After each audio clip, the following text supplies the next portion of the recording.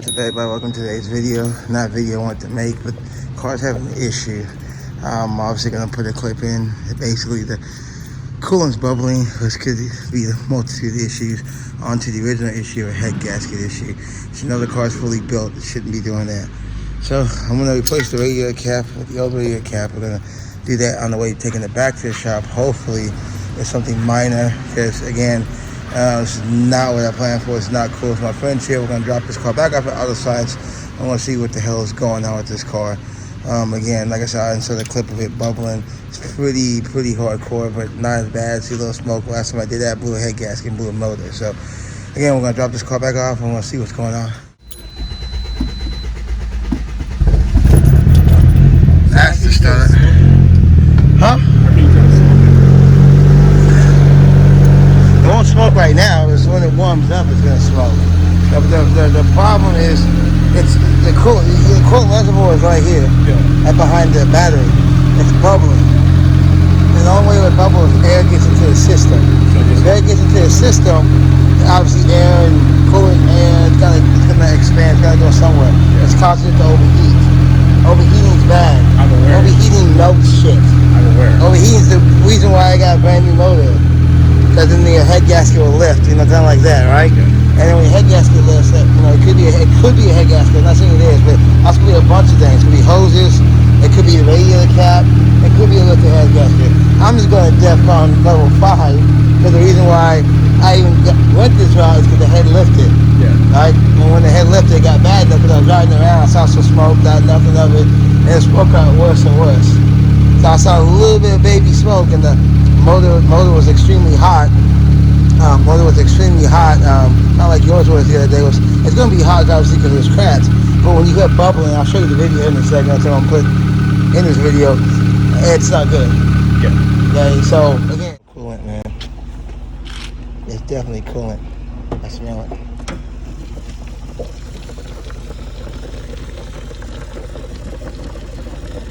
Hear that?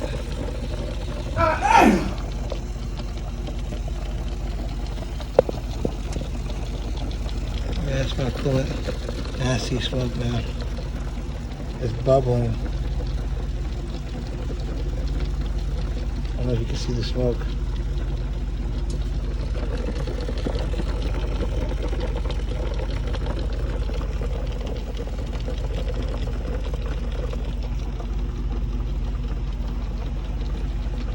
Yeah, I'm gonna give you a call tomorrow. I want you to hear that.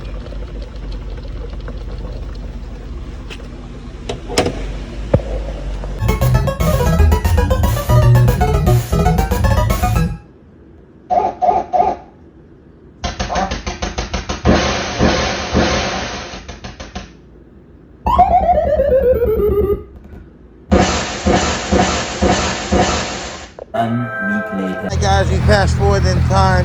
The car is back at auto science. Take it to auto science. We got the Brandon again here. Now, turns out what it was a thermostat. Thermostat got stuck, closed, and that's what was causing the car to quote unquote overheat. Everything was tested before you guys asked. It leak down and compression test was tested 0%. All cylinders are fine. 0% leak down. After they saw that, they knew it wasn't a head gasket or anything. They knew it had to be a thermostat, somewhat cooling, which it turned out to be a thermostat. Car's perfectly fine.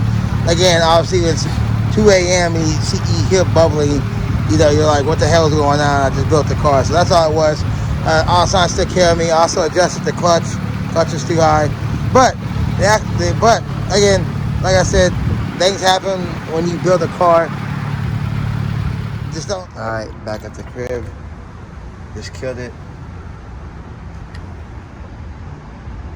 No sound. As it should be. Alright, so the problem was fixed. The problem was the thermostat. I'll show you the thermostat. That's what it was. Not another lifted head or nothing like that. Thank goodness. Thank goodness. Tub ski, little snail. 5,000 miles, nothing wrong with it. The only thing is it doesn't have the wastegate, because obviously I'm using the wastegate on the new turbo. I'll probably buy a new wastegate. I'm either going to hold on to this as a quote unquote backup, or maybe use it on a different car, and maybe sell it if anybody's interested in it. This is obviously authentic Garrett. This is no knockoff 6.4 housing. I think it's a GT 2028. If you guys are wondering, capable of up to 375 horsepower. I think 400 in some cases.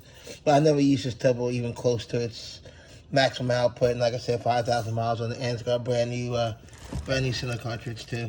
Okay, so I don't think I did a good enough job explaining. Oh, yeah, turbo blanket too.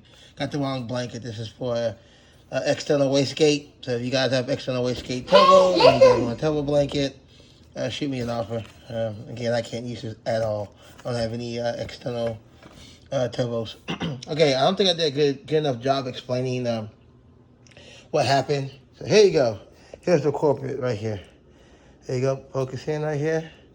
And some of you guys might know what this is. Some of you guys might not know what this is. This is a thermostat. Because this thermostat seized, as far as it wasn't opening all the way, it wasn't allowing, obviously, the coolant, etc., to run through the motor, run through the radiator, etc. So because it was pretty much a piece of shit, it was causing it to overheat. As far as you know, the coolant bubbling, etc., what you guys heard earlier in the video. So this little part's like $42. Okay, so this one actually came off of the new motor that I got, and surprise, this was an issue. So no big deal.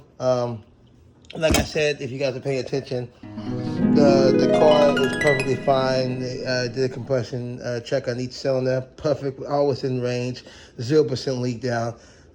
Building a forged block, rock solid. So no issues there. All right, another thing, again, I'll put it up on the screen right here. So I usually show you guys how much this stuff is costing me. There are some other things that need to be changed out. Again, I don't have it. There's no point in having it. One of the fans, they appear to not be keeping up with the other one. It appear to be running slower. So I got a brand new fan. Again, you'll see it on this receipt. I got a brand new fan. Performance fan, obviously, along with that thermostat. They went ahead and changed it out. And then you'll also see a charge for the clutch cylinder, slave cylinder. That was done before I got the car back. The slave cylinder went out when they were putting the base tune on it. So they couldn't put it in a second or reverse. That was the slave cylinder. The slave cylinder is like a wear part. It's a part that's going to wear out eventually. So that was changed out at that time, not this time, when I first got the car back. So that's on there as well. And then you'll see, I think, missed couplers and stuff. Remember I told you guys to put the bigger turbo in. They had to change, he had to build essentially a new intake, which means, you know, from a 3-inch to a 2-inch, etc. So that's what those missed parts are. So it's about like another $1,064 you can add to the running total. For those of you guys that are going to go this route and do a built motor, there are wear items, obviously, like the slave cylinder. You might want to go ahead and change it out. I guess I should have changed it out when I fully built the transmission. The transmission is brand new. Now that's brand new. I should have changed that out then. As far as the thermostat, that's kind of like one of those things. I would say, since you're there, go ahead and change it out. If you've had the car for a while, might as well. Again, it's only a $40 part. It's not like the labor costs more than the part, put like that. So I want to end that video. I don't think I did a good enough job explaining what happened. That's what happened. All those issues are fixed, obviously. Rocking and rolling, trying to get these 1,000 miles on it so we can get to the dyno, and I can tune it, I can drive the car for real, because a base tune is not the way. It runs, obviously, way richer than the regular tune, but again, it's just designed so you can put miles on the motor to break in the motor. That's it. It's not designed for you to go, hey, man, let's go 80 miles an hour. I can't even go 80. So, and it's got boost cut anyway, so 5 pounds, something like that. But I've never hit that. I've hit 4 pounds going onto the interstate, but, you know, gently calm it down.